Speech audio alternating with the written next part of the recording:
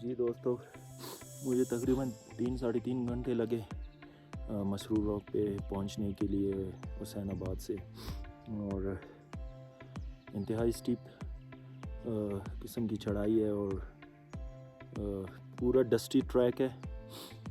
और रेन में तो मैं इसको बिल्कुल रिकमेंड नहीं करता, क्योंकि ये बहुत ही ज़्यादा स्लिपरी होगी और ख़तरनाक हो सकती है। और लेकिन जैसे ही आप मसरूर रॉक पे पहुंचते हैं, इट्स एन अमेजिंग व्यू और बहुत ही खूबसूरत व्यू है। वहाँ से नज़ारे पूरा स्कर्दू शहर, एयरपोर्ट, हुसैनाबाद और Sarfarang deserts, everything you can see from the top of Marsur rock. I really enjoyed it, and it's an amazing experience. But please, before coming to the Marsur rock, you must check the weather. If it's raining, don't come.